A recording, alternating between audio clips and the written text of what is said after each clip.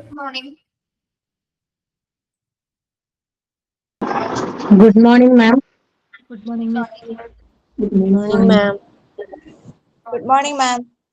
Morning. Good morning, ma'am. Morning.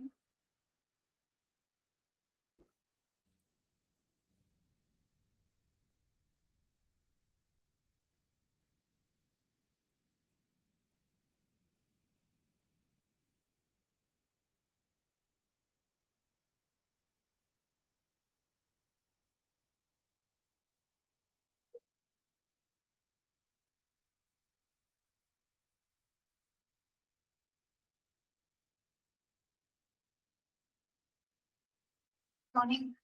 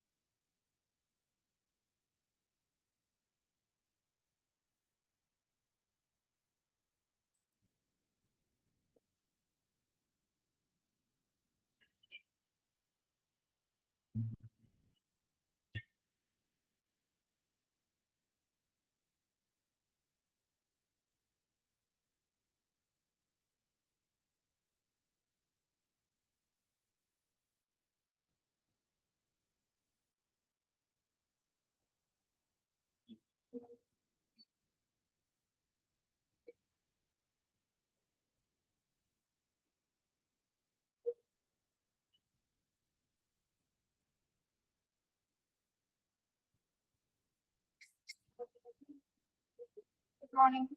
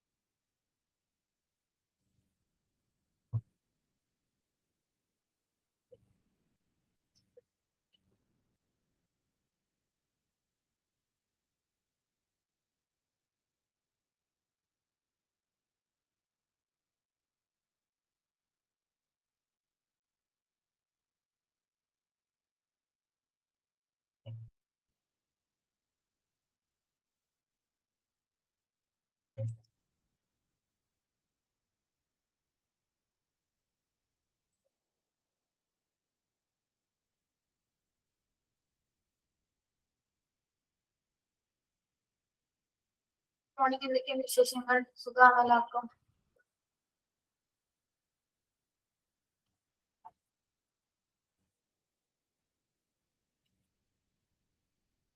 സുഖം. സ്കൂളൊക്കെ തുറന്നില്ലേ? Hi, സുഖം സുഖം. സുഖമായിട്ടുണ്ട്.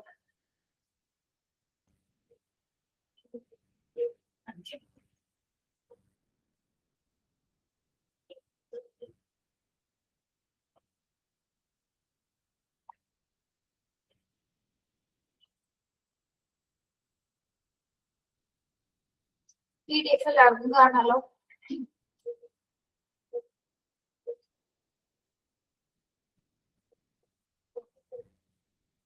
എല്ലാവർക്കും കാണാമോ?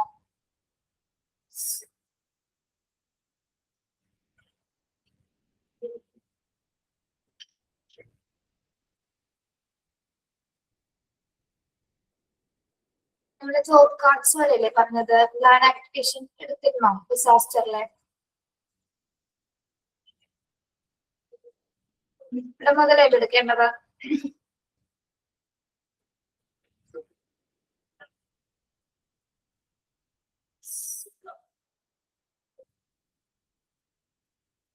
ഓക്കെ. നമ്മള് പ്രീ ഡിസാസ്റ്റർ ഫേസിൽ ചെയ്യുന്ന കാര്യങ്ങളാണ് പഠിച്ചുകൊണ്ടിരിക്കുന്നത്. ജോബ് കാർഡ്സ് വരെ പറഞ്ഞു. ഇനി നമ്മൾ ഈ പ്രിപ്പയർ ചെയ്തിരിക്കുന്ന പ്ലാൻ ആക്ടിവേറ്റ് ചെയ്യുന്ന പ്ലേസുകൾ ഏതൊക്കെയാണെന്ന്. വീഡിയോ എന്തെങ്കിലും സ്റ്റെക്കോ എന്തെങ്കിലും എക്കോ അങ്ങനെ എന്തെങ്കിലും വരുന്നുണ്ടോ? കുഴപ്പമൊന്നുമില്ലല്ലോ? ഇല്ല. Okay. Plan activation of different areas of hospital. ഇവിടേക്കാണ് നമ്മൾ തയ്യാറാക്കുന്ന പ്ലാൻ ആക്ടിവേറ്റ് ചെയ്യേണ്ടത്. Command centre, communication office, security office, reception and drainage area, decontamination area, minor treatment areas, acute care areas, definite care areas, intensive treatment area, mortuary, holding area for relatives, area for holding media briefings, and area for keeping patients in case a part of the hospital is evacuated. Okay. ഏതൊക്കെ areas ആണ് ആദ്യം വരുന്നത്? Command സെന്ററിലെ. Okay, നമ്മൾ disaster പ്ലേസിൽ തയ്യാറാക്കിയിരിക്കുന്ന ആ plan ആദ്യം activate ചെയ്യുന്ന പ്ലേസ് എന്ന് പറയുന്നത് കമാൻഡ് സെന്റർ ആണ്. ഓക്കെ. അതിനുശേഷം വരുന്നത് എന്താണ്? Communication office. വിവിധതരം കമ്മ്യൂണിക്കേഷൻ പർപ്പസിനായിട്ട് നമ്മൾ എന്താണ് ഈ പ്ലാൻസ് കമ്മ്യൂണിക്കേഷൻ ഓഫീസിൽ ആക്ടിവേറ്റ് ചെയ്യുന്നു. കമ്മ്യൂണിക്കേഷൻ ഓഫീസ് എന്ന് പറയുമ്പോൾ എന്തൊക്കെ വരുന്നുണ്ട് അവിടെ? Paging, hotline area, telephone exchange. എന്താണ് പേജിംഗ് എന്ന് പറയുന്നത്? പേജിംഗ് എന്ന് പറയുന്നത് ഒരു കമ്മ്യൂണിക്കേഷൻ മെത്തേഡ് ആണ്. കേട്ടിട്ടുണ്ടോ നിങ്ങള്? പേജിംഗ്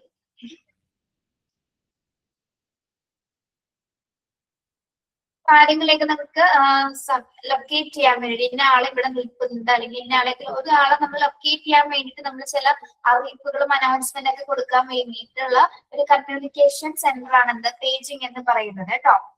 ഒരു കമ്മ്യൂണിക്കേഷൻ മെത്തേഡ് ആണ്. അതായത് ആരെങ്കിലും നമുക്ക് ലൊക്കേറ്റ് ചെയ്യാനൊക്കെ വേണ്ടിയിട്ട് നമ്മൾ അറിയിപ്പ് നൽകുന്ന സെന്റേഴ്സ് ആണ്, ഇൻഫർമേഷൻസ് ആണ് എന്താണ് പറയുന്നത് പേജിംഗ് എന്ന് പറയുന്നത്. ദെൻ ഹോട്ട്ലൈൻ ഏരിയാസ് എന്ന് പറയുമ്പോൾ എന്തായിരിക്കും? ഹോട്ട്ലൈൻ ഏരിയാസ് നമ്മൾ ഇമ്മീഡിയറ്റ് അസിസ്റ്റൻസ് കൊടുക്കേണ്ട ഏരിയാസുകളാണ് ഹോട്ട്ലൈൻ ഏരിയാസ് എന്ന് പറയുന്നത് കേട്ടോ. ഓക്കെ, ഇമ്മീഡിയറ്റ് അസിസ്റ്റൻസ് അല്ലെങ്കിൽ വീഡിയോ സ്റ്റക്ക് ആവുണ്ടോ? ഒന്ന് ചെക്ക് ചെയ്യട്ടെ. അതാ ഞാൻ ചോദിച്ചത്, നിങ്ങൾക്ക് എന്തെങ്കിലും കുഴപ്പമുണ്ടോ കാണുമ്പോ ക്ലാസ്? ഒരു മിനിറ്റ് ഒന്ന് ചെക്ക് ചെയ്യട്ടെ.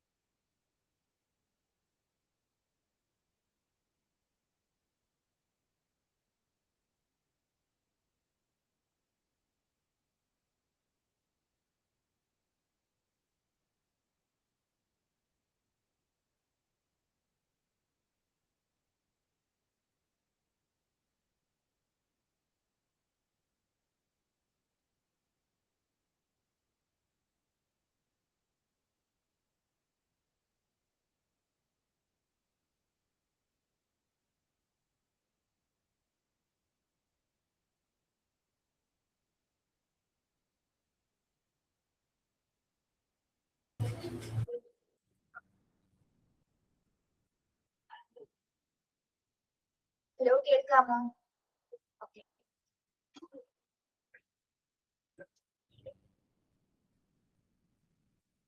നമ്മളെവിടെ ഹോട്ട്ലൈൻ ഏരിയാസ് അല്ലെ? ഹോട്ട്ലൈൻ ഏരിയാസ് എന്ന് പറഞ്ഞാൽ ഇമ്മീഡിയറ്റ് ആയിട്ട് സപ്പോർട്ട് അസിസ്റ്റൻസ് കൊടുക്കേണ്ട ഏരിയാസ് ആണ്.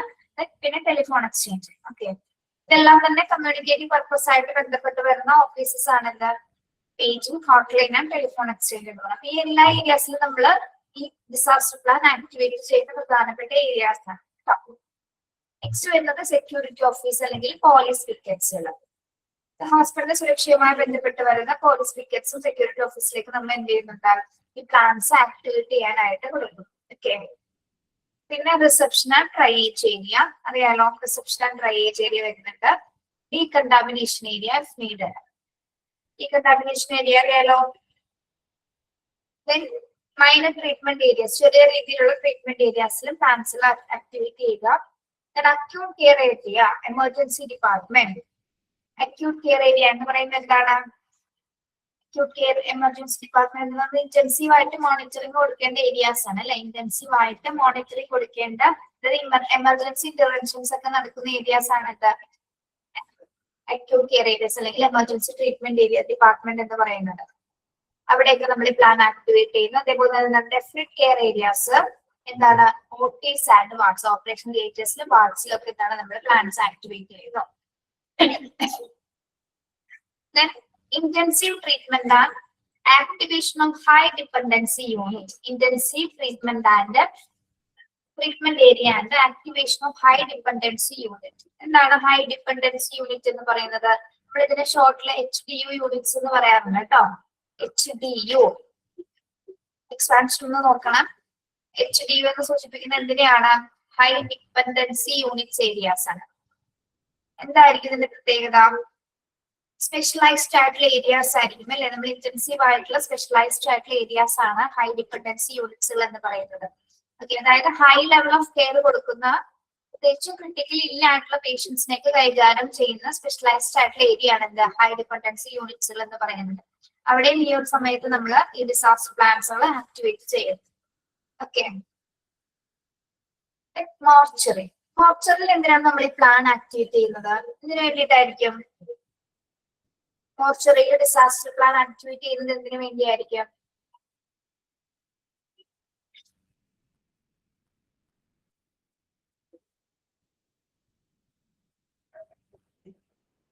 ഇതിനു വേണ്ടിയായിരിക്കും മോർച്ചറിയിൽ പ്ലാൻ ആക്ടിവേറ്റ് ചെയ്യുന്നത്. യെസ്, ഡെഡ് ബോഡീസ് ഒക്കെ സൂക്ഷിക്കുന്നതിന് വേണ്ടിയിട്ട് അല്ലെ. പ്രത്യേകിച്ച് ഈ ഒരു സമയത്ത് എന്താണ് ഒത്തിരി പേഷ്യൻസ് മരിച്ചവരുണ്ടായിരിക്കും. അവരെല്ലാം തന്നെ എന്താണ് ഡെഡ് ബോഡീസ് നമുക്ക് കൃത്യമായിട്ട് നീക്കം ചെയ്യണമെങ്കിൽ അല്ലെങ്കിൽ മോർച്ചറിയിലേക്ക് മാറ്റണമെങ്കിൽ അവിടെ കൃത്യമായിട്ട് അവർക്ക് പ്ലാൻ ചെയ്തിരിക്കണം അല്ലെ. ഏതൊക്കെ സമയത്ത് പിന്നെ നമ്മള് കൃത്യമായിട്ട് അറേഞ്ച് ചെയ്യണം. പാരന്റ്സ് വന്നു കഴിഞ്ഞാൽ റിലേറ്റീവ്സ് വന്നു കഴിഞ്ഞാൽ എന്താണ് നമ്മള് കൃത്യമായിട്ടാണ് നോക്കിയിട്ടായിരിക്കും അവരെ വിട്ടയക്കുന്നതും ഡെഡ് ബോഡീസ് കൈമാറുന്നതും. അതോടൊപ്പം തന്നെ എന്താണ് ഐഡന്റിഫൈ ചെയ്യാനായിട്ട് നമ്മള് മോർച്ചറിയിലാണ് മൃതദേഹങ്ങൾ സൂക്ഷിക്കുന്നത്. Okay, yes. അപ്പൊ അവിടെയും നമ്മൾ എന്താണ് പ്ലാൻസുകൾ ആക്ടിവേറ്റ് ചെയ്യുന്നുണ്ട്.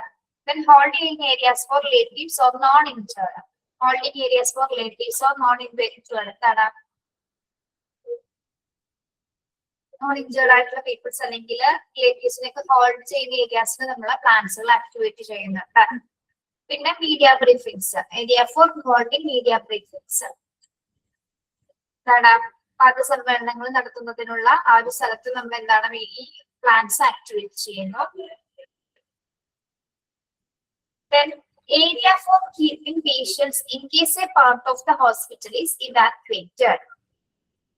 Area for keeping patients is in case a part of the hospital is evacuated. ഇത് ഏത് ഏരിയനെ കുറിച്ചിട്ടാണ് സൂചിപ്പിക്കുന്നത്? ഏത് ഏരിയനെ കുറിച്ചിട്ടാണ്? ഹോസ്പിറ്റലിൽ ഏതെങ്കിലും ഒരു ഭാഗം നമുക്ക് ഒഴിപ്പിക്കേണ്ടി വന്നാല് ആ ഒഴിപ്പിച്ച ഭാഗത്തുള്ള രോഗികളെ നമുക്ക് സംരക്ഷിക്കാനായിട്ടുള്ള പ്ലേസ് ഉണ്ടായിരിക്കണം. ആ ഒരു പ്ലേസിൽ നമ്മൾ എന്ത് ചെയ്തിരിക്കണം? ഈ പ്ലാൻസ് ആക്ടിവേറ്റ് ചെയ്തിട്ടുണ്ടായിരിക്കണം. അതായത് ആശുപത്രിയുടെ ഹോസ്പിറ്റലിൽ ഒരു ഭാഗം ഒഴിപ്പിക്കേണ്ടി വന്നാൽ രോഗികളെ സംരക്ഷിക്കുന്നതിന് വേണ്ടിയിട്ടുള്ള ഒരു പ്ലേസ് നമ്മൾ കണ്ടെത്തിയിട്ടുണ്ടായിരിക്കണം. ആ ഒരു പ്ലേസിൽ എന്താണ് എമർജൻസി ഈ ഡിസാസ്റ്റർ പ്ലാൻ നമ്മൾ ആക്ടിവേറ്റ് ചെയ്തിട്ടുണ്ടായിരിക്കണം. മനസ്സിലായോ? അതായത് ആശുപത്രിയുടെ ഒരു ഭാഗം ഒഴിപ്പിക്കേണ്ടി വന്നു കഴിഞ്ഞാൽ നമുക്ക് രോഗികളെ പാർപ്പിക്കാനായിട്ട് മറ്റൊരു പ്ലേസ് കൂടി നമ്മൾ ഐഡന്റിഫൈ ചെയ്ത് റെഡിയാക്കി വെച്ചിട്ടുണ്ടായിരിക്കും. അപ്പൊ ഇങ്ങനെ 13 ഏരിയാസിലാണ് നമ്മൾ എന്ത് ആക്ടിവേറ്റ് ചെയ്യേണ്ടത്? ഡിസാസ്റ്റർ പ്ലാൻ ആക്ടിവേറ്റ് ചെയ്യേണ്ടത്. ഈ ഏരിയാസിന്റെ പേരുകളൊന്ന് പഠിക്കണം കേട്ടോ. ഇതൊക്കെയാണ് command centre, communication office, security office, reception, triage, minor treatments, acute care area. Acute care area എന്ന് പറയുന്നത് അറിയാലോ, ഇന്റൻസീവ് മോണിറ്ററിംഗ് കൊടുക്കേണ്ട ഏരിയാസ് ആണ്. പിന്നെ office, wards, high dependency units എന്ന് പറയുന്നത് സ്പെഷ്യലൈസ്ഡ് ആയിട്ടുള്ള ക്രിട്ടിക്കലി ഇല്ലായിട്ടുള്ള പേഷ്യൻസിനെ കൈകാര്യം ചെയ്യുന്ന യൂണിറ്റ്സുകളാണ്. പിന്നെ മോർച്ചറി, റിലേറ്റീവ്സിന് നോൺ ഇഞ്ചേർഡ് ആയിട്ടുള്ള വേണ്ടിയിട്ടുള്ള ഹോൾഡിംഗ് ഏരിയാസ്, മീഡിയ ബ്രീഫിംഗ്സ് ആൻഡ് ഹോസ്പിറ്റലിൽ ഒരു ഭാഗം ഒഴിപ്പിക്കേണ്ടി വന്നാൽ പേഷ്യൻസിന്റെ താമസിപ്പിക്കുന്ന അല്ലെങ്കിൽ അഡ്മിറ്റ് പ്ലേസ് ചെയ്യുന്നതിനുള്ള പ്രത്യേകമായിട്ടുള്ള പ്ലേസസുകൾ. ഓക്കെ, 13 പ്ലേസസ് ഉണ്ട്. അതൊന്ന് നോക്കി വെക്കാം കേട്ടോ. വൈഹാർട്ട് ചെയ്ത് പഠിക്കണമെന്നില്ല, നോക്കി വെച്ചാൽ മതി. ഇനി നമുക്ക് ഈ ഒരു സമയത്ത് നമുക്കറിയാലേ ഒരുപാട് പേഷ്യൻസ് ആണ് ഡിസാസ്റ്റർ സമയത്ത് ഹോസ്പിറ്റലിലേക്ക് എത്തിച്ചേരുന്നത്. അതിനാൽ തന്നെ നമുക്ക് എന്താണ് എല്ലാവർക്കും ബെഡ് അവൈലബിലിറ്റി കിട്ടണമെന്നില്ല അല്ലെ. പ്രത്യേകിച്ച് എമർജൻസി സിറ്റുവേഷൻസിൽ നമുക്ക് ബെഡിന്റെ കപ്പാസിറ്റി ഇൻക്രീസ് ചെയ്യാനായിട്ട് എന്തൊക്കെ കാര്യങ്ങൾ ചെയ്യാൻ സാധിക്കും? Okay, yes, increase bed capacity in times of emergencies. എന്തൊക്കെയാണ്? Discharge elective cases, discharge stable recovering patients, stop admitting non-emergency patients, change waiting or non-patient care areas into makeshift wards, planning of public information and liaison, planning for security of the hospitals in emergency situation. First വരുന്ന എന്താണ്? ബെഡിന്റെ capacity increase ചെയ്യാൻ first ചെയ്യാൻ പറ്റുന്ന കാര്യം എന്താ? Discharge elective cases. എന്താണ് elective cases എന്ന് പറയുന്നത്? എലക്ടീവ് കേസസ് എന്ന് പറയുന്നത് എങ്ങനെയുള്ള പേഷ്യൻസ് ആണ്?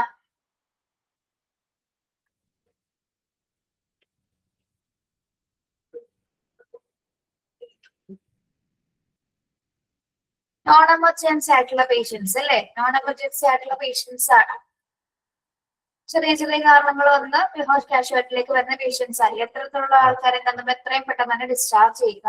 അതേപോലെ തന്നെ എന്താണ്? സ്റ്റേബിൾ ആയിട്ട് വരുന്ന റിക്കവറിംഗ് ആയിട്ട് വരുന്ന പേഷ്യൻസിന് എന്താണ്? അതായത് 1-2 ദിവസത്തിനുള്ളിൽ ഡിസ്ചാർജ് ആവാൻ പോകുന്ന പേഷ്യൻസ് ഒക്കെ ഉണ്ടാവും അല്ലെ.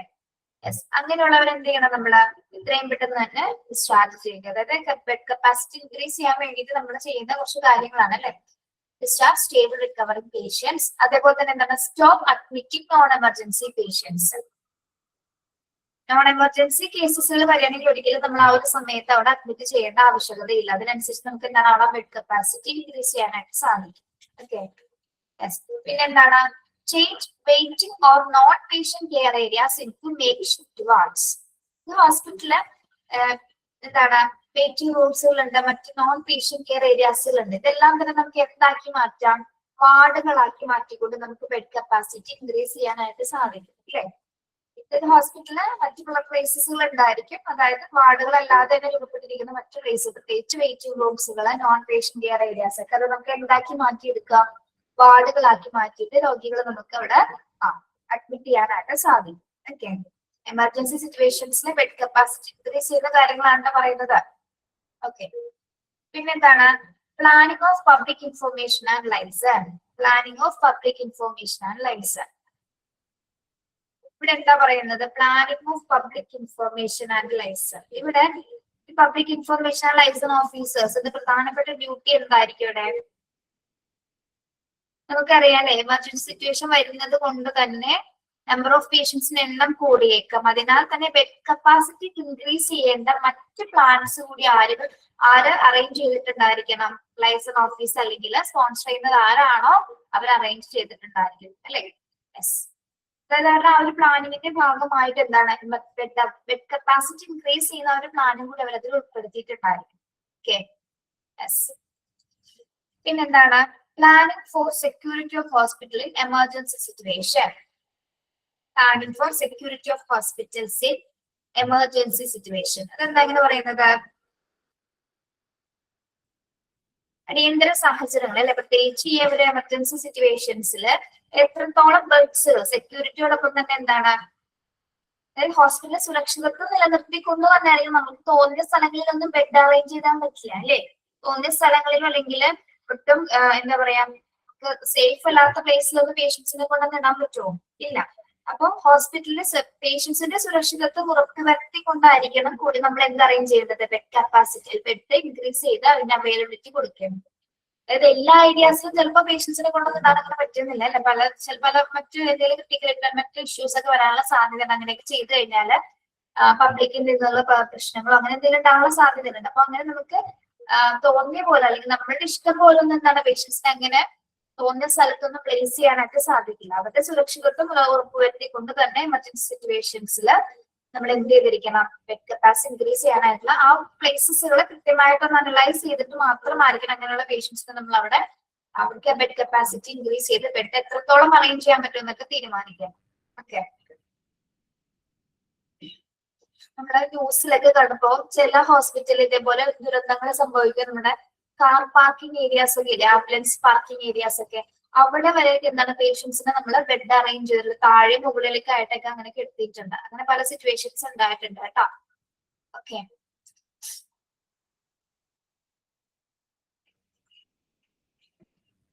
യെസ്. അപ്പൊ increase bed capacity times of emergencies ആണ് നമ്മൾ പറഞ്ഞത്. എങ്ങനെയൊക്കെ നമുക്ക് ബെഡ് കപ്പാസിറ്റി ഇൻക്രീസ് ചെയ്യാം? എലക്ടീവ് ആയിട്ടുള്ള കേസസിൽ ഡിസ്ചാർജ് ചെയ്യാം, പിന്നെ സ്റ്റേബിൾ ആയിട്ട് റിക്കവർ ആയിട്ടുള്ള പേഷ്യൻസിനെ ഡിസ്ചാർജ് ചെയ്യാം. അതേപോലെ എന്താണ് നോൺ എമർജൻസി പേഷ്യൻസിന് ഒരു കാരണവശാലും നമ്മൾ അഡ്മിറ്റ് ചെയ്യാതിരിക്കണം. പിന്നെ waiting areas, non emergency patient care areas ഒക്കെ നമുക്ക് വാർഡുകളാക്കി മാറ്റാം. പിന്നെ എന്താണ് ലൈസൺ ഓഫീസേഴ്സ് അല്ലെങ്കിൽ ഇതുമായി ബന്ധപ്പെട്ട് പ്ലാൻ ചെയ്യുന്ന സമയത്ത് ബെഡ് കപ്പാസിറ്റി ഇൻക്രീസ് ചെയ്യുന്ന കാര്യങ്ങൾ എങ്ങനെയാണെന്ന് കൂടി അറേഞ്ച് ചെയ്ത് പ്ലാൻ ചെയ്തിട്ടുണ്ടായിരിക്കണം. അതേപോലെ തന്നെ എന്താണ് ഹോസ്പിറ്റലിനെയും പേഷ്യൻസിനെയും സുരക്ഷിതത്വം നിലനിർത്തിക്കൊണ്ടായിരിക്കണം നമ്മൾ ബെഡ് കപ്പാസിറ്റീസ് എമർജൻസി ടൈമിൽ ഇൻക്രീസ് ചെയ്യേണ്ടത്. ഓക്കെ, മനസ്സിലായോ?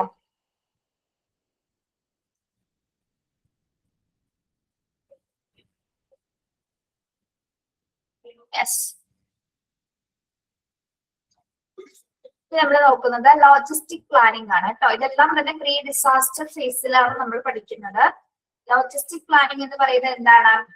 നമ്മൾ ഇതിന് മലയാളത്തിൽ വിന്യാസ ശാസ്ത്രം എന്ന് പറയും. എന്താണ് ലോജിസ്റ്റിക്സ് എന്ന് ഉദ്ദേശിക്കുന്നത്? ലോജിസ്റ്റിക് നമ്മളിപ്പോ നേരിടാൻ പോകുന്ന സിറ്റുവേഷൻ എന്ന് പറഞ്ഞാൽ എന്താണ്?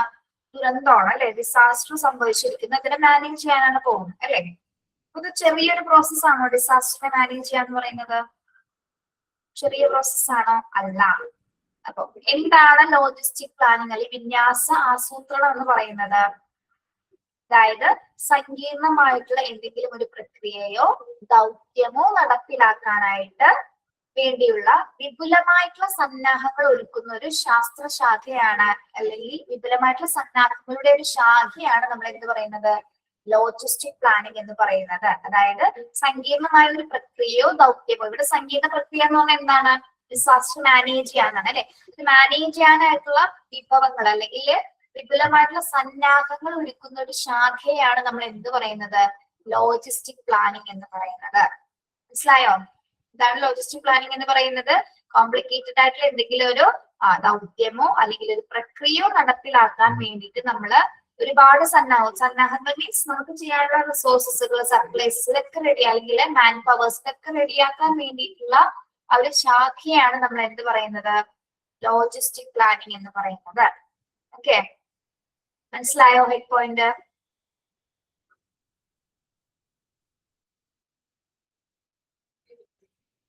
യെസ്. ഇനി ലോജിസ്റ്റിക് പ്ലാനിങ്ങിന്റെ ഭാഗമായിട്ട് നമ്മൾ എങ്ങനെയൊക്കെയാണ് ഈ ഡിസാസ്റ്റർ മാനേജ് ചെയ്യാനായിട്ട് പ്ലാൻ ചെയ്യുന്നത് അതാണ് ഇനി നോക്കുന്നത് കേട്ടോ. ഫസ്റ്റ് വൺ എന്താണ്? Planning four communication, transportation, stores planning, personal planning, then financial planning. Okay, ഓരോന്നും നമുക്ക് എന്താണെന്ന് നോക്കാം. ലോജിസ്റ്റിക് പ്ലാനിങ്ങിന്റെ ഭാഗമായിട്ട് നമ്മൾ ആദ്യം ആസൂത്രണം ചെയ്യുന്നത് എന്താണ്? Planning four communication within and outside the hospital. Planning എവിടെയൊക്കെയാണ് പ്ലാൻ ചെയ്യേണ്ടത്? നമ്മള് within and outside the hospital എന്ന് പറയുന്നത് ഹോസ്പിറ്റലിനകത്തും പുറത്തും എന്താണ്? കൃത്യമായിട്ടുള്ള കമ്മ്യൂണിക്കേഷൻ ചാനൽ, പ്രോപ്പർ കമ്മ്യൂണിക്കേഷൻ ചാനലുകൾ എങ്ങനെയായിരിക്കണമെന്ന് ലോജിസ്റ്റിക് പ്ലാനിങ്ങിന്റെ ഭാഗമായിട്ടാണ് നമ്മൾ പ്ലാൻ ചെയ്യുന്നത്. ഓക്കെ, അപ്പൊ ലോജിസ്റ്റിക് പ്ലാനിങ്ങിന്റെ ഫസ്റ്റ് പ്ലാൻ എന്ന് പറയുന്നത് എന്താണ്? Planning for communications within and outside hospital. Okay, first point clear ആണോ?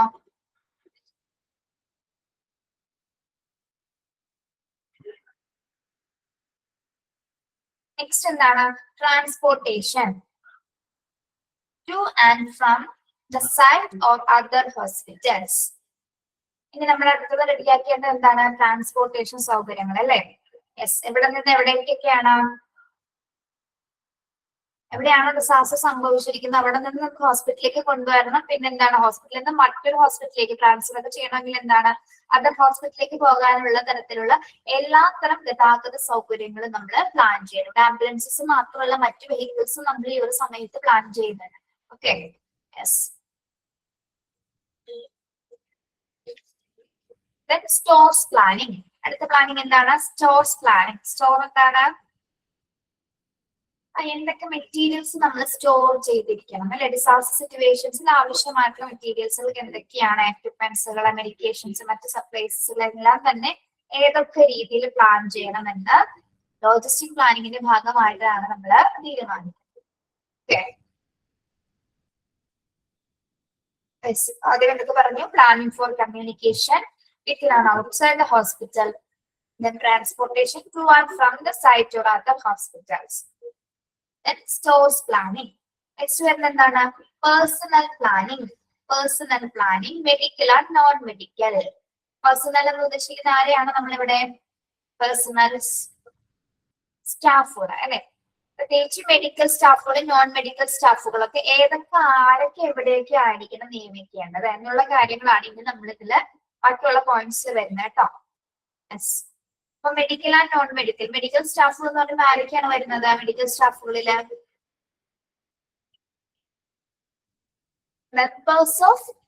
members of clinical staff, para and pre-disciplinaries, disciplines and standby staff should be ready for service. Ready for the services in the control room or command center. Okay. Non medical ആണ് ആരൊക്കെ വരുന്നത്? Non medical സ്റ്റാഫുകൾ ആരൊക്കെയാണ്? അപ്പോ HR ഡിപ്പാർട്ട്മെന്റ്സുകള്, മറ്റ് finance, administration ഒക്കെയാണ് non medical സ്റ്റാഫുകൾ. Medical സ്റ്റാഫുകളാണ് ആരൊക്കെയാണ്? ഡോക്ടേഴ്സ്, പാരാമെഡിക്കൽ ഡിസിപ്ലിനറീസ് ഒക്കെ. മറ്റ് സ്റ്റാഫുകൾ, ക്ലിനിക്കൽ സ്റ്റാഫുകളാണ് മെഡിക്കൽ വന്നത് കേട്ടോ.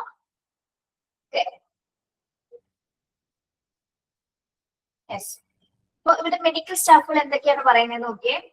Members of clinical staff, para and pre-clinical disciplinaries and standby staff should be ready for the service in the control room and command center. ഇവിടെ para and pre clinical staff എന്ന് പറയുമ്പോൾ ആരൊക്കെയാണ് അതിൽ വരുന്നത്? Lab technicians, അല്ലെങ്കിൽ medical lab secretaries, അല്ലെങ്കിൽ research അസിസ്റ്റൻസുകളൊക്കെ ഇതിൽ വരും. പ്രീ ക്ലിനിക്കൽ ഡിസിപ്ലിനറി സ്റ്റാഫ്സിൽ വരുന്നതാണ് കേട്ടോ, ഫാർമസി റിലേറ്റഡ് ആയിട്ട് വരുന്നത്. ഓക്കെ, അപ്പൊ ഇവരെല്ലാം തന്നെ പ്രത്യേകിച്ച് ക്ലിനിക്കൽ സ്റ്റാഫ് മുതൽ പാരാ ആൻഡ് പ്രീ ക്ലിനിക്കൽ ഡിസിപ്ലിൻസിലുള്ള സ്റ്റാഫ് വരെ എപ്പോ വേണമെങ്കിലും, അതായത് കമാൻഡ് സെന്ററിന്റെ അല്ലെങ്കിൽ കൺട്രോൾ റൂമിന്റെ നിർദ്ദേശങ്ങൾ അനുസരിച്ചിട്ട് സർവീസിന് എപ്പോ വേണമെങ്കിലും അവര് റെഡി ആയിട്ടുണ്ടായിരിക്കണം. ഓക്കെ, യെസ്, അതായത് നമ്മള് ലോജിസ്റ്റിക് പ്ലാനിങ്ങിന്റെ ഭാഗമായിട്ട് മെഡിക്കൽ സ്റ്റാഫുകളെ പ്ലാൻ ചെയ്യുന്ന സമയത്താണ്. പ്ലാൻ ചെയ്യുന്ന എന്തിനു വേണ്ടിയിട്ടാണ്? ഇത്തരം ഒരു എമർജൻസി സിറ്റുവേഷൻസ് വരുന്ന സമയത്ത് കമാൻഡ് സെന്ററിന്റെ അല്ലെങ്കിൽ കൺട്രോൾ റൂമിന്റെ നിർദ്ദേശപ്രകാരം എപ്പോ വേണമെങ്കിലും എന്താണ് എമർജൻസി സിറ്റുവേഷനിൽ അവർ പെർഫോം ചെയ്യാനായിട്ട് വില്ലിംഗ് ആയിട്ട് ഉണ്ടായിരിക്കണം. ഓക്കെ, യെസ്, മനസ്സിലായോ? ഇനി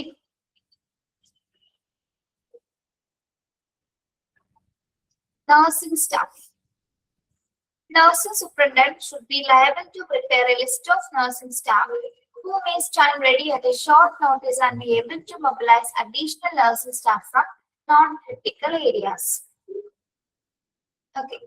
അപ്പൊ നഴ്സിംഗ് സ്റ്റാഫുകളെ ഇവിടെ നിയമിക്കുന്നത് ആരാണോ? നഴ്സിംഗ് സ്റ്റാഫുകൾ അപ്പോയിന്റ് ചെയ്യുന്നത് നഴ്സിംഗ് സൂപ്രണ്ടന്റ് ആയിരിക്കും അല്ലെ? അദ്ദേഹത്തിന് അവിടെ ആയിരിക്കുള്ള പൂർണ്ണമായിട്ടുള്ള അതിന്റെ ഉത്തരവാദിത്തം ഏറ്റെടുക്കുന്നത്. അതായത് നഴ്സിംഗ് സൂപ്രണ്ടിന്റെ കയ്യിൽ എന്താണ്? ഓൾറെഡി ഒരു ലിസ്റ്റ് ഉണ്ടായിരിക്കും, ഏതൊക്കെ നഴ്സുമാരാണെന്നുള്ളതിനെ കുറിച്ചിട്ടുള്ള ഒരു ലിസ്റ്റ് ഉണ്ടായിരിക്കും. ആ ലിസ്റ്റ് പ്രകാരമായിരിക്കും നമ്മൾ എന്താണ് അഡീഷണൽ സ്റ്റാഫുകളെ നിർത്തേണ്ട പ്ലേസസുകൾ ഉണ്ടായിരിക്കും അല്ലെ? പ്രത്യേകിച്ച് നോൺ ക്രിട്ടിക്കൽ ഏരിയാസ്, അതായത് അധിക സ്റ്റാഫുകൾ നമുക്ക് എന്ത് വേണം? ചില പ്ലേസസിൽ ആവശ്യമായിട്ട് വരുന്നുണ്ട്. അപ്പൊ നോൺ ക്രിട്ടിക്കൽ ഏരിയാസിലേക്ക് എന്താണ് നമ്മൾ മറ്റ് നഴ്സിംഗ് സ്റ്റാഫുകൾ നമ്മൾ അങ്ങോട്ടേക്ക് കൊണ്ടുവരാനായിട്ട് നമ്മൾ ഈ ലിസ്റ്റ് പ്രകാരം ഒരു നഴ്സിംഗ് സൂപ്രണ്ട് അതിനനുസരിച്ച് ഓരോ സ്റ്റാഫുകളെ, പ്രത്യേകിച്ച് നഴ്സിംഗ് സ്റ്റാഫുകളെ നമ്മൾ അപ്പോയിന്റ് ചെയ്യുന്നത്. ഓക്കെ, അതായത് ആവശ്യാനുസരണം എല്ലാ നഴ്സുമാരും എന്താണ് അവൈലബിൾ ആയിരിക്കണം എന്നാണ് പറയുന്നത്. ഏത് പ്രത്യേകിച്ച് നോൺ ക്രിട്ടിക്കൽ ഏരിയാസിലാണെങ്കിലും ക്രിട്ടിക്കൽ ഏരിയാസിലാണെങ്കിലും എന്താണ് ആവശ്യാനുസരണം അവർ ലഭ്യമായിരിക്കണം. അപ്പൊ ഓരോ നഴ്സിംഗ് സ്റ്റാഫിനെ കുറിച്ചിട്ടുള്ള ഡീറ്റെയിൽസ്, അവരുടെ ചെക്ക് ലിസ്റ്റ് നഴ്സിംഗ് സൂപ്രണ്ടിന്റെ കയ്യിൽ ഉണ്ടായിരിക്കും. അതിനനുസരിച്ചിട്ടാണ് അവർ ഓരോ പ്ലേസസിൽ അവരെ നിയമിക്കുന്നത്. ഓക്കെ, മനസ്സിലായോ?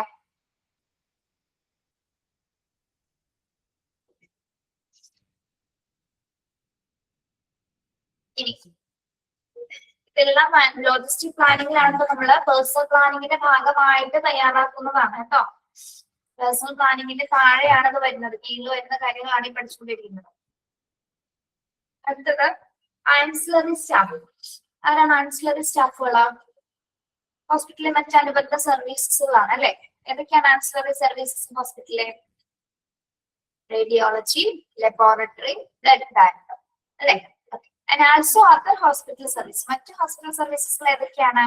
House keeping, sanitation, stores, pharmacy and kitchen etc. should be available. അതായത് ഈ ഒരു സാഹചര്യത്തിൽ ഹോസ്പിറ്റലിലെ മറ്റ് അനുബന്ധ സർവീസുകൾ എല്ലാം തന്നെ എന്താണ് ഈ ഡിസാസ്റ്റർ എമർജൻസി സിറ്റുവേഷൻ ഹാൻഡിൽ ചെയ്യുന്നതിന് വേണ്ടിയിട്ട് എന്താണ് റെഡി ആയിട്ട് അവൈലബിൾ ആയിട്ടുണ്ടായിരുന്നു. പ്രത്യേകിച്ച് ആൻസിലറി സ്റ്റാഫ് എന്ന് പറയുമ്പോൾ ആരൊക്കെയാണ്? ആൻസിലറി മെഡിക്കൽ സർവീസസ് ഇരിക്കുന്നത് പ്രത്യേകിച്ച് റേഡിയോളജി സ്റ്റാഫുകൾ, ലബോറട്ടറി, ബ്ലഡ് ബാങ്ക്. മറ്റു അതർ ഹോസ്പിറ്റൽ സർവീസസ് ഏതൊക്കെയാണ് വരുന്നത്? housekeeping, sanitation, stores, pharmacy and kitchen etc. should be available. എല്ലാം തന്നെ ഈ ഒരു സിറ്റുവേഷൻസിൽ എന്താണ് അവൈലബിൾ ആയിട്ടുണ്ടായിരിക്കും. ഓക്കെ, അവിടെ വരെ ഒന്ന് വായിച്ചു നോക്കിയേ. ഇവിടത്തെ മുഴുവനും അവിടെ വരെ ഒന്ന് വായിച്ചു നോക്കിയേ.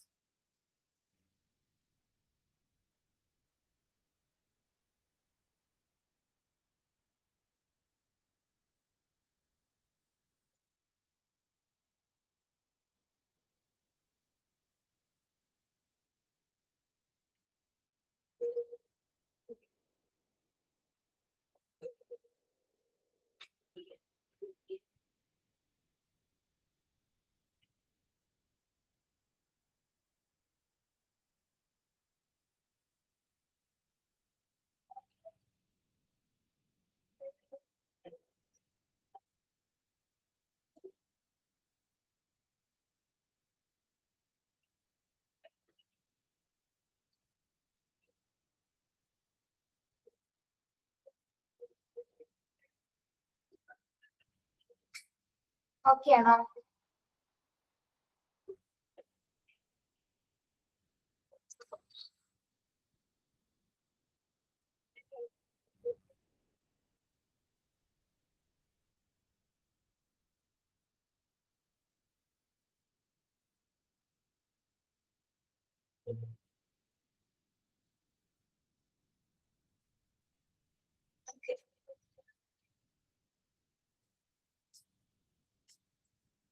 ഈ അടുത്ത സ്റ്റാഫുകൾ ആരൊക്കെയാണ് വരേണ്ടത്? വോളണ്ടിയേഴ്സ് അല്ലെ? The role which volunteers will assume during the time of disaster should be predetermined, rehearsed, coordinated and supervised by the regular senior staff. ഈ ഒരു സമയത്ത് നമുക്ക് ഹോസ്പിറ്റൽ സ്റ്റാഫുകൾ കൂടാതെ തന്നെ അല്ലെ, മെഡിക്കൽ സ്റ്റാഫുകൾ കൂടാതെ തന്നെ വരേണ്ടത് ആരാണ്? വോളണ്ടിയേഴ്സിന് ആവശ്യമാണ് അല്ലെ, ഇത്തരമൊരു സാഹചര്യം നേരിടുന്നതിന് വേണ്ടിയിട്ട്.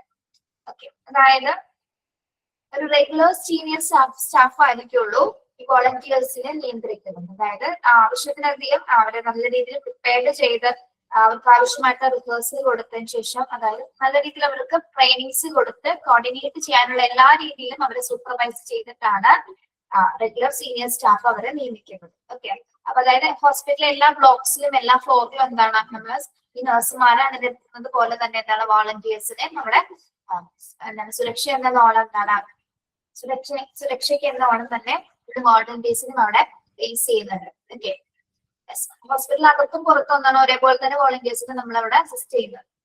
ഓക്കെ, പിന്നെ reserve സ്റ്റാഫുകളാണ്. Hospital must be identifying physicians, nurses, and retired hospital workers who have changed careers to work outside of healthcare service or now work in areas other than direct patient care. നമ്മളിപ്പോ medical സ്റ്റാഫുകളുണ്ട്, non medical സ്റ്റാഫുകളുണ്ട്, volunteers ഉണ്ട്. ഇത്രയും പേരുണ്ടെങ്കിൽ കൂടി എന്താണ് നമുക്ക് എന്തുകൊണ്ടാണ് ഇത്ര അധിക സ്റ്റാഫുകൾ ആവശ്യമായിട്ട് വരുന്നത്? ഇതൊരു ഡിസാസ്റ്റർ സിറ്റുവേഷൻ ആണ് അല്ലെ. ഒരുപാട് പേഷ്യൻസ് വരുന്നത് കൊണ്ട് തന്നെ എന്താണ് കുറച്ച് റിസർവ്ഡ് ആയിട്ടുള്ള സ്റ്റാഫുകൾ, അതായത് കുറച്ച് സ്റ്റാഫുകൾ നമ്മൾ കരുതിയിരിക്കണം. അതായത് ഹോസ്പിറ്റൽ മേഖലയിൽ വർക്ക് ചെയ്യുന്ന അല്ലെങ്കിൽ മറ്റ് ഹെൽത്ത് കെയർ സെറ്റിംഗ്സിൽ തന്നെ വർക്ക് ചെയ്യുന്ന മറ്റ് സ്റ്റാഫുകളെ കൂടി നമ്മൾ എന്ത് ചെയ്തിരിക്കണം? റിസർച്ച് ചെയ്തിട്ടുണ്ടായിരുന്നു. പ്രത്യേകിച്ച് ഹെൽത്ത് ഫീൽഡിലെ ഒരു ആരോഗ്യ മേഖലയിൽ വർക്ക് ചെയ്യുന്ന പ്രഗത്ഭരായിട്ടുള്ള അല്ലെങ്കിൽ റിട്ടയർഡ് ആയിട്ടുള്ള ആൾക്കാരെല്ലാം തന്നെ എന്താണ് നമ്മൾ ഈ ഒരു സമയത്തേക്ക് അതായത് ഇപ്പൊ ഹെൽത്ത് സർവീസിൽ ഇപ്പൊ ഇല്ലെങ്കിൽ പോലും എന്താണ് അവർ ഈ ഒരു സമയത്തേക്ക് നമ്മൾ എന്താണ് ചിലപ്പോൾ ഹോസ്പിറ്റലിൽ ഇപ്പൊ പ്രധാനപ്പെട്ട ഏരിയാസിലേക്ക് എന്താണ് നിയമിക്കേണ്ടതായിട്ടുള്ള സിറ്റുവേഷൻസ് വരും. ഓക്കെ, നമ്മൾ ഈ നിപ്പ സിനിമയൊക്കെ കണ്ട സമയത്ത് എല്ലാ മെഡിക്കൽ സ്റ്റാഫുകളും ഹെൽത്ത് മേഖലയിലുള്ള എല്ലാവരും കൂടി ഒരു മീറ്റിംഗ് ഒക്കെ അറേഞ്ച് ചെയ്യുന്നത് കണ്ടിട്ടുണ്ടോ നിങ്ങൾ? ആ സിനിമ കണ്ടവർക്ക് അറിയാൻ പറ്റും. അതില് ഹെൽത്ത് സംബന്ധമായിട്ട് വരുന്ന എല്ലാവരും എന്താണ് ആ ഒരു സമയത്ത് ആ ഹോസ്പിറ്റലിൽ അറ്റൻഡ് ചെയ്യുന്നുണ്ട്. പ്രത്യേകിച്ച് ആരൊക്കെ വരുന്നുണ്ട്? ഹെൽത്ത് അഡ്മിനിസ്ട്രേറ്റർ വരാം, ഹെൽത്ത് പിന്നെന്താണ് ഓക്കെ നമ്മുടെ planning policy health policy create ചെയ്യുന്ന മെമ്പേഴ്സ് വരാം, പിന്നെന്താണ് ഹെൽത്ത് എഡ്യൂക്കേറ്റഡ് വരാം, റിസർച്ച് പർപ്പസ് കൈകാര്യം ചെയ്യുന്ന ആൾക്കാരുണ്ടാവാം, ഹെൽത്ത് പോളിസീസ് ക്രിയേറ്റ് ചെയ്യുന്നവർ വരാം, ഹെൽത്ത് കൺസൾട്ടിങ് ചെയ്യുന്ന ആൾക്കാർ, അങ്ങനെ ഹെൽത്തുമായി ബന്ധപ്പെട്ട് വരുന്ന എല്ലാവരും ഈ ഒരു സമയത്ത് നമ്മള് ഹോസ്പിറ്റലിലേക്ക് അവരെ ക്ഷണിക്കുന്നുണ്ട്. അതായത് നമ്മള് അധിക സ്റ്റാഫുകളെ കരുതുന്നത് ഈ ഒരു സിറ്റുവേഷൻസിനെ മറികടക്കാൻ വേണ്ടിയിട്ട്. Okay, yes. അപ്പൊ ഈ കരിയറിൽ ഇപ്പൊ ഇല്ലാത്തവരാണെങ്കിൽ പോലും എന്താണ് നമ്മൾ ഈ ഒരു സമയത്തേക്ക് അവരെല്ലാം തന്നെ ഈ സിറ്റുവേഷൻസിലേക്ക് ഹോസ്പിറ്റലിലേക്ക് കൊണ്ടുവരും. ഓക്കെ, അതാണ് റിസർവ് സ്റ്റാഫുകൾ എന്ന് പറയുന്നത്. നമ്മൾ ആവശ്യാനുസരണം ഇത്രയും സ്റ്റാഫുകൾ എന്താണ് കരുതിയിരിക്കണം. അതായത് നമുക്കറിയാം നമ്പർ ഓഫ് പേഷ്യൻസിന്റെ എണ്ണം കൂടുതലായത് കൊണ്ടാണ് ഇത്രയും സ്റ്റാഫുകളെ നമ്മൾ നിയമിക്കുന്നത് കേട്ടോ. പിന്നെ ഫിനാൻഷ്യൽ പ്ലാനിങ്ങിന്റെ അവിടെ നിങ്ങൾക്ക് എക്സ്പ്ലനേഷൻസ് ഒന്നും കൊടുത്തിട്ടില്ല, എങ്കിലൊന്ന് ജസ്റ്റ് ഞാൻ പറയുന്ന ഒന്ന് പോയിന്റ് ഔട്ട് ചെയ്യണം കേട്ടോ. Okay, yes. ലോജിസ്റ്റിക് പ്ലാനിങ്ങിന്റെ പ്രധാന ഭാഗമായിട്ട് നമ്മൾ പ്ലാൻ ചെയ്യുന്നത് ഒന്ന് എന്താണ്? മനപരമായിട്ടുള്ള ഒരു ആസൂത്രണമാണ് അല്ലെ. പ്രത്യേകിച്ച് ഫിനാൻഷ്യൽ പ്ലാനിങ്ങിൽ എന്താണ് വേണ്ടത്? Allocation of emergency fund. എഴുതിക്കൊള്ളൂ കേട്ടോ, ജസ്റ്റ് പോയിന്റ് ചെയ്താൽ മതി, അറിഞ്ഞിരിക്കാൻ വേണ്ടിയാണ്. Allocation of emergency fund, allocation of emergency fund.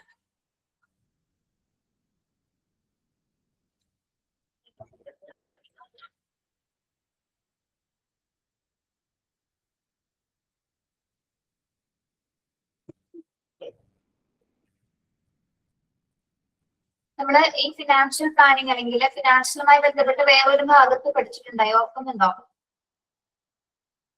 ICSന്റെ plan പ്രകാരം നമ്മൾ ഫിനാൻഷ്യൽ പ്ലാനിങ് ചെയ്യുന്നില്ലേ? ഇൻസിഡന്റ് കമാൻഡിന്റെ നിർദ്ദേശപ്രകാരം.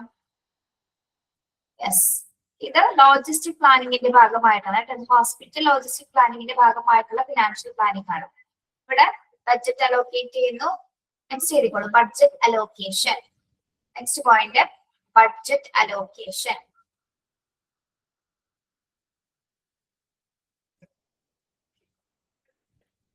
Budget allocation. Then next point, insurance coverage. Insurance coverage. Insurance coverage.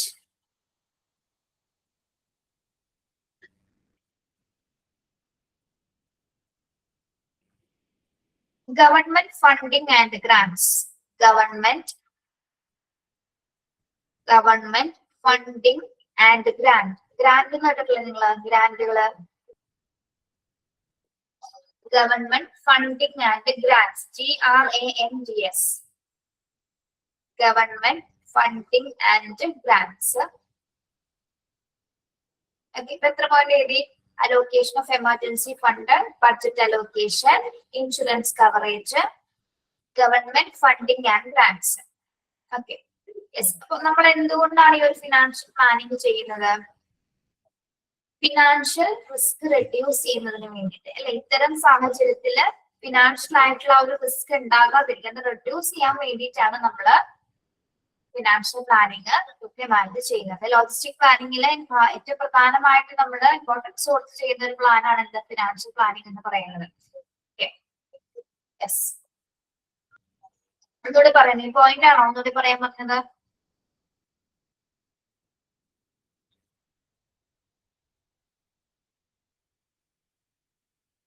Yes, allocation of emergency fund, budget allocation, insurance coverage, government funding and grants. നാല് points കേട്ടോ, അറിഞ്ഞിരിക്കാൻ വേണ്ടി എഴുതി തന്നു കേട്ടോ.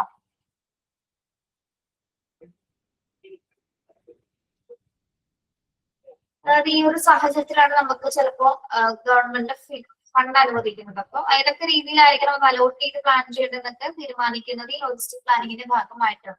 അതേപോലെ തന്നെ ഇൻഷുറൻസ് കമ്പനീസുകൾ കൊടുക്കുന്ന ആ എമൗണ്ട്സിൽ ഏതൊക്കെ രീതിയിൽ കൈകാര്യം ചെയ്യണം, പ്രത്യേകിച്ച് ഡിസാസ്റ്ററുമായി മാത്രമായിട്ട് നമ്മൾ എങ്ങനെ ബഡ്ജറ്റുകൾ അലോക്കേറ്റ് ചെയ്യണം എന്നുള്ള കാര്യങ്ങളൊക്കെ ഫിനാൻഷ്യൽ പ്ലാനിങ്ങിന്റെ ഭാഗമായിട്ടാണ് നമുക്ക് തീരുമാനിക്കുന്നത്.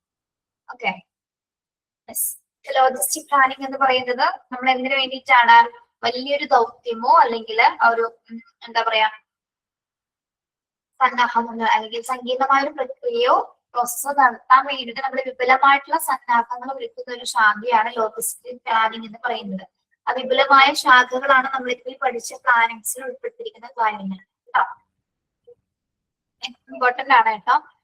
ലോജിസ്റ്റിക് പ്ലാനിങ്ങിൽ ഇൻക്ലൂഡ് ചെയ്തിരിക്കുന്ന പ്ലാൻസിൽ എന്തൊക്കെയാണ്? Communication planning, transportation, stores planning, personal planning, medical and non medical. ഇതിൽ ഏതൊക്കെ വരുന്നുണ്ട്? മെഡിക്കൽ സ്റ്റാഫ് വരുന്നുണ്ട്, നഴ്സിംഗ് സ്റ്റാഫ്, ആൻസിലറി സ്റ്റാഫുകള്, വോളണ്ടിയേഴ്സ്. ഇവിടെ ആൻസിലറി സ്റ്റാഫുകളുടെ ഒരു ക്വസ്റ്റ്യൻ ചോദിക്കാറുണ്ട് കേട്ടോ. ആൻസിലറി സർവീസസ് ഏതൊക്കെയാണെന്ന് പറഞ്ഞുകൊണ്ട് നമ്മൾ ഈ ഓർഡർ വൺ ഔട്ട് ഒക്കെ ചോദിക്കുന്ന പോലെ ചോദിക്കാറുണ്ട്. അപ്പോ അതൊന്ന് അണ്ടർലൈൻ ചെയ്തിട്ടുണ്ട്. ആൻസിലറി ഭാഗം ഒന്ന് അണ്ടർലൈൻ ചെയ്തിട്ടോ ഏതൊക്കെ സർവീസസുകളാണ്. പിന്നെ volunteers, research staff and financial planning. ഇത്തരം കാര്യങ്ങളാണ് നമ്മുടെ ലോജിസ്റ്റിക് പ്ലാനിങ്ങിന്റെ ഭാഗമായിട്ട് തയ്യാറാക്കുന്ന പ്രധാന പദ്ധതികൾ എന്ന് പറയുന്നത്. ക്ലിയർ ആണോ എല്ലാവർക്കും?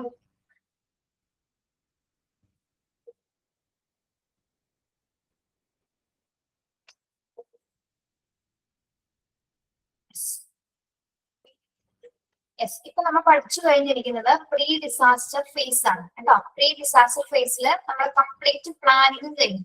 ഇനി നമ്മൾ എന്താ ചെയ്യാൻ പോകുന്നത്? ഈ പ്ലാൻ ചെയ്ത കാര്യങ്ങൾ നമ്മൾ എന്ത് ചെയ്യുന്നു? ഇനി അടുത്ത ഘട്ടം എന്ന് പറയുന്നത് എന്താണ്? ആ ഡിസാസ്റ്റർ ഡെവലപ്പ് ചെയ്യുന്ന സമയമാണ് അല്ലെ. ഓൾറെഡി പ്ലാനിങ് കഴിഞ്ഞു. ഇനി നമ്മൾ പ്ലാൻ ചെയ്ത കാര്യങ്ങൾ റിയലിസ്റ്റിക് ആയിട്ട് നമ്മൾ പെർഫോം ചെയ്യാൻ പോവാണ്. ഓക്കെ, യെസ്, അതാണ് ഡിസാസ്റ്റർ ഫേസ്. അടുത്ത ഘട്ടം ഏതാണ്? ഡിസാസ്റ്ററിന്റെ 3 ഘട്ടങ്ങൾ ഉണ്ട്. അതിൽ ആദ്യ ഘട്ടമാണ് നമ്മൾ പഠിച്ചത്. ഫസ്റ്റ് ഫേസ് ഏതാണ്? Pre disaster phase. Pre disaster ഫേസിലെ കംപ്ലീറ്റ് കാര്യങ്ങൾ പഠിച്ചു. നെക്സ്റ്റ് എന്താണ്? ഡിസാസ്റ്റർ ഫേസ് എന്ന് പറയാം. ഡിസാസ്റ്റർ നടന്നുകൊണ്ടിരിക്കുന്ന സമയം. നമ്മൾ ഇത്രയും പ്ലാൻ ചെയ്ത കാര്യങ്ങൾ നമ്മൾ എന്തിനാണ് ഈ സ്റ്റാഫിനൊക്കെ ട്രെയിനിങ് കൊടുത്തിരിക്കുന്നത്? അല്ലെങ്കിൽ നമ്മൾ ഇത്രയും ഫണ്ടും കാര്യങ്ങളൊക്കെ അറേഞ്ച് ചെയ്തിരിക്കുന്നതിന് വേണ്ടിയിട്ടാണ്. ഈ ഒരു സമയത്ത് ഇത് പെർഫോം ചെയ്യാൻ വേണ്ടിയിട്ടാണ് അല്ലെ. അപ്പൊ ഡിസാസ്റ്റർ ഡെവലപ്പ് ചെയ്തുകൊണ്ടിരിക്കുന്ന ഘട്ടമാണ് എന്താ? ഡിസാസ്റ്റർ ഫേസ് എന്ന് പറയുന്നത്. ഓക്കെ,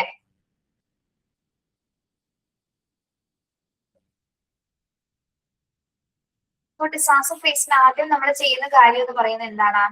ഡിസാസ്റ്റർ ആക്ടിവേഷൻ ആണ് അല്ലെ. നമ്മള് പല ഏരിയാസും ആക്ടിവേഷൻ കൊടുക്കേണ്ട ഏരിയാസ് ഏതൊക്കെയാണെന്ന് പഠിച്ചു. ഇവിടെയൊക്കെ എന്ത് ചെയ്യുന്നു? ഇത് ആക്ടിവേറ്റ് ചെയ്യാനായിട്ട് പോവാണ് അല്ലെ. അതായത് ഡിസാസ്റ്റർ സ്റ്റാർട്ട് ചെയ്തു എന്നുള്ളൊരു മുന്നറിയിപ്പ് നമ്മൾ കൊടുത്തിട്ട് ഇത് സ്റ്റാർട്ട് ചെയ്യും. Disaster activation, order and mobilization phase. Plan for allotting the disaster committee staff, other facilities we have found, paging and mobilizing resources to suitable activated areas. Disaster activation phase എന്ന് പറഞ്ഞാൽ എന്താണ്? നമ്മൾ നേരത്തെ പ്ലാൻ ചെയ്തിരിക്കുന്ന ഒരു manual അല്ലെങ്കിൽ ആ disaster ഘട്ടം ആരംഭിച്ചു. അത് നമ്മൾ എന്ത് ചെയ്യുന്നു? അതിന്റെ അലേർട്ടേഷൻ കൊടുക്കുകയാണ്. നമ്മള് പല ഏരിയാസിലേക്ക് കൊടുക്കാനുണ്ടെന്ന് പറഞ്ഞ കുറച്ച് ഏരിയാസ് പഠിച്ചു. അവിടെ എല്ലാം തന്നെ നമ്മൾ എന്ത് കൊടുക്കുന്നു?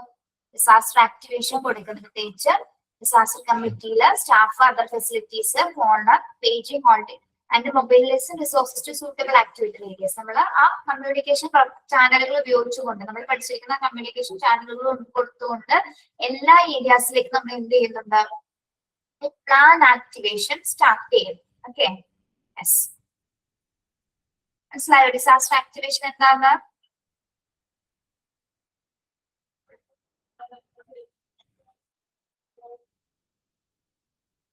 ഇനി ഇൻസിഡന്റ് കമാൻഡറുടെ ഡ്യൂട്ടി എന്താണ് ഈ ഒരു സമയത്ത്? Incident commander, an incident commander who must be free to command and coordinate the overall disaster response must be appointed by hospital administration. Okay, incident commander duty എന്ന് പറയുന്നത് എന്താണ്? അദ്ദേഹമാണ് ഓൾ ആസ്പെക്ട്സ് കൈകാര്യം ചെയ്യുന്നത്. അതിനാൽ തന്നെ എന്താണ്? കമാൻഡുകൾ നിർദ്ദേശിക്കുന്നതും അത് കോർഡിനേറ്റ് ചെയ്യുന്നതും അദ്ദേഹമായിരിക്കും. അതായത് പ്രത്യേകിച്ച് ഓവറോൾ ഡിസാസ്റ്റർ പ്ലാൻസിന്റെ റെസ്പോൺസ് കൈകാര്യം ചെയ്യുന്നത് ആരാണ്? ഇൻസിഡന്റ് കമാൻഡർ ആണ്. ഇൻസിഡന്റ് കമാൻഡറോടൊപ്പം തന്നെ ഹോസ്പിറ്റൽ അഡ്മിനിസ്ട്രേഷൻ ഒരുമിച്ച് തന്നെയായിരിക്കും ഈ ഒരു സമയത്ത് ഒരുമിച്ചായിരിക്കുള്ളൂ കോപ്പറേറ്റ് ചെയ്ത് കോർഡിനേറ്റ് ചെയ്ത് വർക്ക് ചെയ്യും. അപ്പൊ ഇൻസിഡന്റ് കമാൻഡറുടെ പ്രധാന ഡ്യൂട്ടി എന്ന് പറയുന്നത് ഏതൊക്കെ സ്റ്റാഫുകൾ എവിടേക്ക് പെട്ടെന്ന് ഏതൊക്കെ സമയത്ത് നിലനിർത്തണം എന്നാണ്. ഇവിടെ ഒരു എക്സാമ്പിൾ പറയുന്നുണ്ട്, എമർജൻസി ഡിപ്പാർട്ട്മെന്റ് ഫിസിഷ്യൻ വിത്ത് എമർജൻസി മെഡിക്കൽ സർവീസ്. എക്സാമ്പിൾ എന്താ പറയുന്നത്, നമ്മൾ പറഞ്ഞു ഇൻസിഡന്റ് കമാൻഡർ ആണ് ഓരോ സ്റ്റാഫുകളെയും പ്ലേസ് ചെയ്യുന്നത്. തീർച്ചയായിട്ടും ഒരു എക്സാമ്പിൾ എന്ന് പറയുന്നത് എന്താണ് ഇവിടെ പറയുന്നത്, എമർജൻസി ഡിപ്പാർട്ട്മെന്റിലെ ഫിസിഷ്യൻ ഇവിടെ എങ്ങോട്ടാണ് മാറ്റുന്നത്, വിത്ത് എമർജൻസി മെഡിക്കൽ സർവീസസിലെ എക്സാമ്പിൾ പോലെ പറഞ്ഞിരിക്കുന്നതാണ് കേട്ടോ. അതേപോലെ തന്നെ നമ്മള് മറ്റ് നഴ്സിംഗ് സൂപ്രണ്ടൻസിന്റെ മറ്റ് ഏരിയാസിലേക്ക് അല്ലെങ്കിൽ ED സ്റ്റാഫുകൾ, എമർജൻസി ഡിപ്പാർട്ട്മെന്റ് സ്റ്റാഫുകൾ ക്രിട്ടിക്കൽ ഏരിയാസിലേക്ക്, അങ്ങനെ എന്താണ് ഓരോരുത്തരും നമ്മൾ എന്ത് ചെയ്യുന്നു, സാഹചര്യങ്ങൾ സിറ്റുവേഷൻ അനുസരിച്ചിട്ട് അതിനനുസരിച്ചിട്ട് നമ്മൾ അവിടെ പ്ലേസ് ചെയ്യുന്നു. ഹോസ്പിറ്റൽ അഡ്മിനിസ്ട്രേഷനും ഇൻസിഡന്റ് കമാൻഡറും കൂടി കോർഡിനേറ്റ് ചെയ്തിട്ടാണ് ഇങ്ങനെ ഓരോ സ്റ്റാഫുകളെയും നമ്മൾ എന്ത് ചെയ്യുന്നത്, പ്ലേസ് ചെയ്യുന്നത്. ഓക്കെ, മനസ്സിലായോ പറഞ്ഞത്?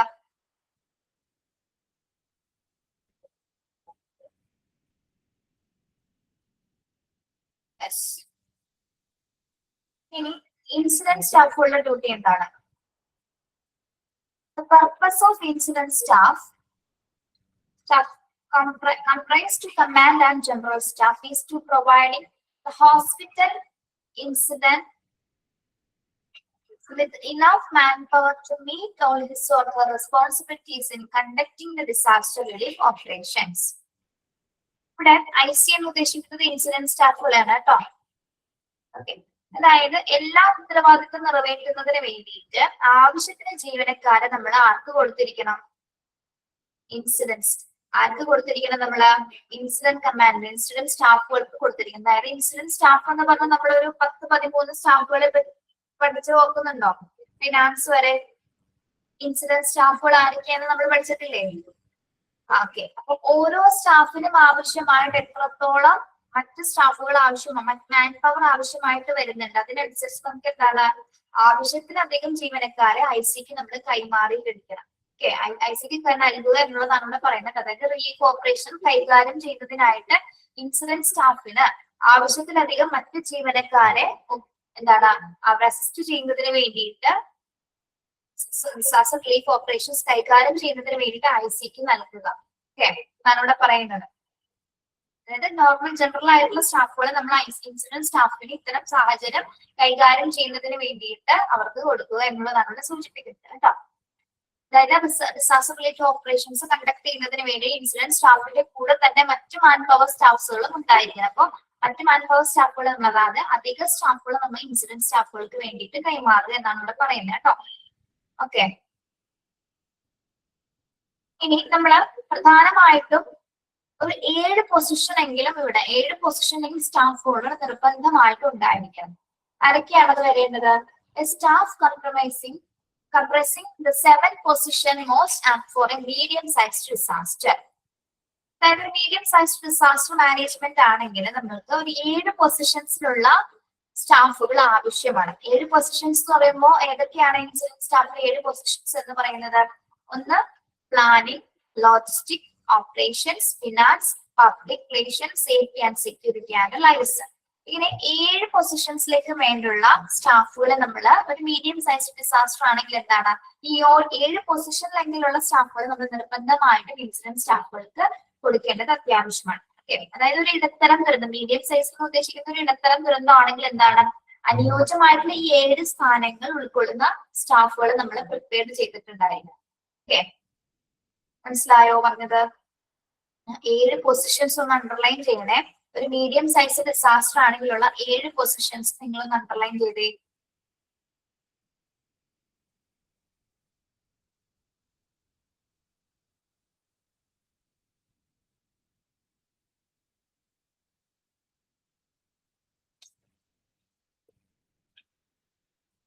ഇങ്ങനെ പറയാണ്, ഡിസാസ്റ്റർ ഫേസിൽ ഡിസാസ്റ്റർ ആക്ടിവേറ്റ് ചെയ്യുന്നത് ഏതൊക്കെ ഏരിയാസിലാണ് ആക്ടിവേറ്റ് ചെയ്യേണ്ടതിനനുസരിച്ച് അത് ആക്ടിവേറ്റ് ചെയ്യുന്നു. പിന്നെ എന്താണ് ഇൻസിഡന്റ് കമാൻഡറും ഹോസ്പിറ്റൽ അഡ്മിനിസ്ട്രേഷൻ കോർഡിനേറ്റ് ചെയ്ത് ഏതൊക്കെ സ്റ്റാഫുകൾ എവിടെയൊക്കെയാണ് നിയമിക്കേണ്ടത് എന്ന രീതിയിൽ അവരെ പ്ലേസ് ചെയ്യുന്നു.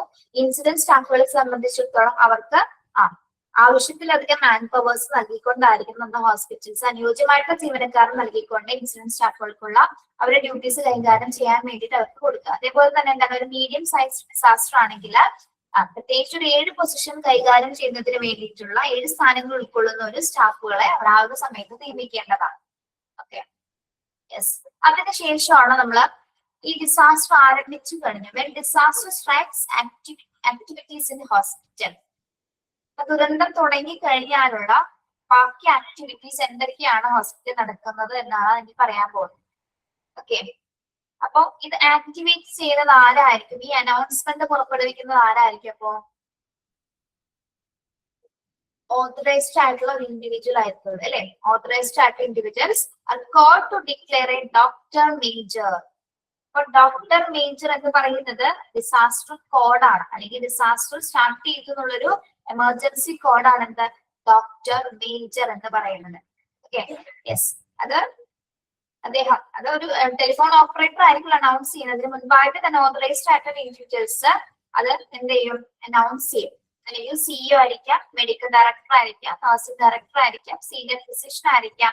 ഇവരാരെങ്കിലും ആയിരിക്കും എന്ത് ചെയ്യുന്നത്? ഇംപ്ലിമെന്റ് ചെയ്യുന്നതും. Disaster plan police and free fire departments are informed.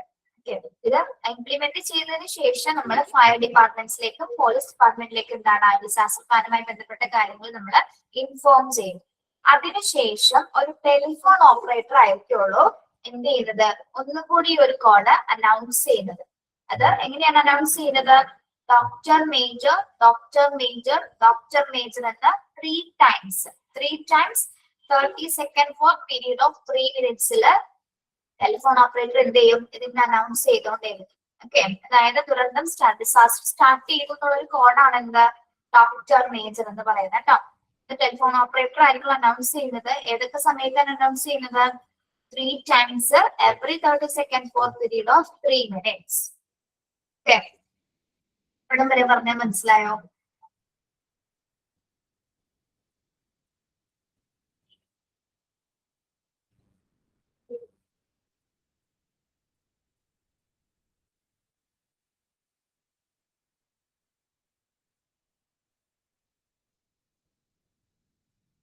Announce ചെയ്ത് കഴിഞ്ഞു കഴിഞ്ഞാൽ അടുത്ത സ്റ്റെപ്പ് എന്ന് പറയുന്നത് എന്താണ്?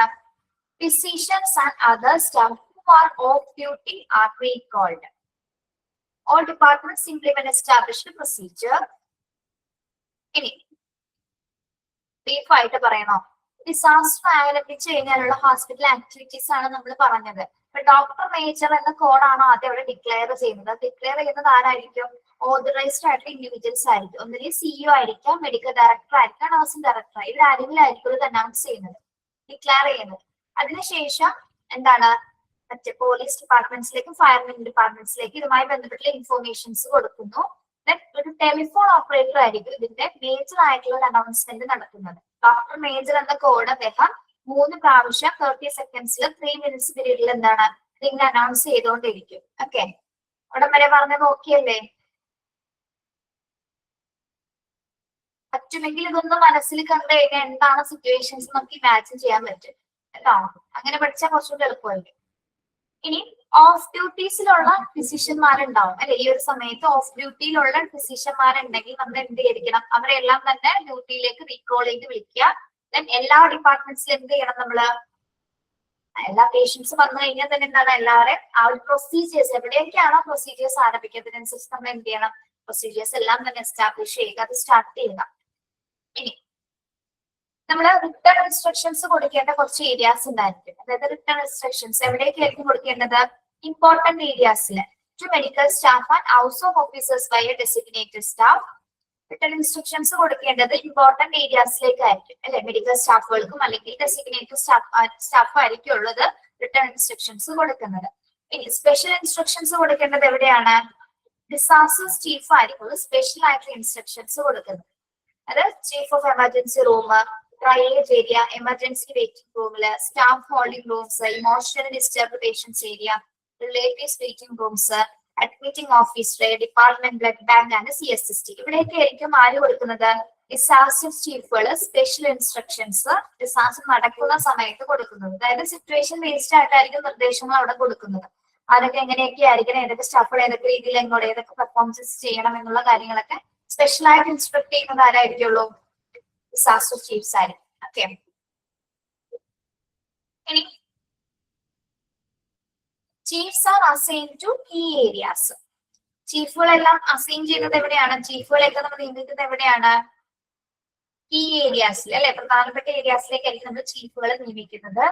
Security and support personnel control the traffic. Triage is initiated next to the ambulance entrance. ഈ ഒരു സമയത്ത് സെക്യൂരിറ്റി ആൻഡ് സപ്പോർട്ടഡ് പേഴ്സണൽസ് ആയിരിക്കുള്ളൂ ഹോസ്പിറ്റലിന്റെ ആ ഒരു മറ്റ് പേഷ്യന്റ് ട്രാഫിക് ഒക്കെ കൺട്രോൾ ചെയ്യുന്നത് ആരായിരിക്കും? സെക്യൂരിറ്റി ആൻഡ് സപ്പോർട്ടിംഗ് പേഴ്സണൽസ് ആയിരിക്കും ഈ ഒരു സമയത്ത് പ്രത്യേകിച്ച് പേഷ്യൻസിന്റെ ഓവർ ഫ്ലോസും അത്തരം ട്രാഫിക് ഒക്കെ നിയന്ത്രിക്കുന്നത് അവരായിരിക്കും. ഇനി triage is initiated next to the ambulance entrance. Triage നമ്മൾ ഇനീഷ്യേറ്റ് ചെയ്തിരിക്കുന്നത് എവിടെയായിരിക്കും? ആംബുലൻസിന്റെ എൻട്രൻസിൽ തന്നെ ആയിരിക്കും ഒരു ട്രയേജ് ഇനീഷ്യേറ്റ് ചെയ്തിട്ടുണ്ടായിരിക്കും. നിങ്ങള് വീഡിയോസും സിനിമയൊക്കെ കണ്ടിട്ടുള്ളവരാണ് പെട്ടെന്ന് ഇത് ക്ലിക്ക് ചെയ്യും, അല്ലാത്തവർക്ക് ചിലപ്പോൾ മനസ്സിലായിരുന്നതിൽ എന്താണ് ഈ സിറ്റുവേഷൻ എന്ന് പറയുന്നത്. നമുക്ക് ദുരന്തം നമ്മൾ ന്യൂസിൽ കാണാറില്ലേ, ദുരന്തം നടക്കുന്ന സമയത്ത് ഹോസ്പിറ്റലിൽ ഒരു ബഹളമായിരിക്കും നമ്മൾ കാണുന്നത്. ശരിക്കും പറഞ്ഞാൽ ഈ ഒരു നിർദ്ദേശങ്ങളൊക്കെ അനുസരിച്ചിട്ടാണ് അവരവിടെ പ്രവർത്തിക്കുന്നത്. അവിടെ പല ഇൻസ്ട്രക്ഷൻസ് കൊടുക്കുന്നുണ്ട്, അനൗൺസ്മെന്റ് നടക്കുന്നുണ്ട്, അലേർട്ടേഷൻ ഒക്കെ കൊടുക്കുന്നുണ്ട്. നമ്മളതൊന്നും അറിയുന്നില്ല അല്ലെ. യെസ്, ആ സെയിം സംഭവമാണ് ഇവിടെ ഇങ്ങനെ പറഞ്ഞിരിക്കുന്നത്. Okay, yes.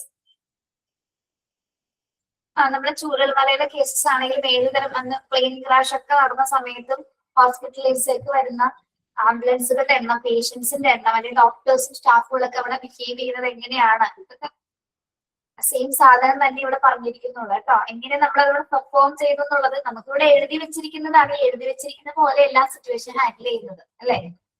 സിറ്റുവേഷൻ ബേസ്ഡ് ആയിരിക്കും അവിടെ ഹാൻഡിൽ ചെയ്യുന്നത്. നമ്മള് ഇതാണ് അതിന്റെ ഫോർമാറ്റ്. എന്നിരുന്നാൽ പോലും എന്താണ് അവിടുത്തെ സാഹചര്യം എങ്ങനെയാണോ അതനുസരിച്ചിട്ടായിരിക്കും ഹോസ്പിറ്റൽ പേഴ്സണൽസ് ബിഹേവ് ചെയ്യുന്നത്. ഓക്കെ, പെർഫോം ചെയ്യുന്നത് കേട്ടോ.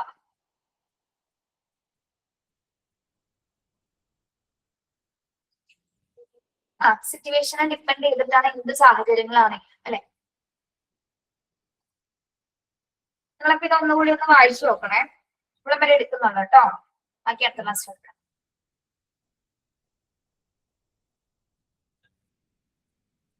Okay, thank you. Thank you. Have a nice day.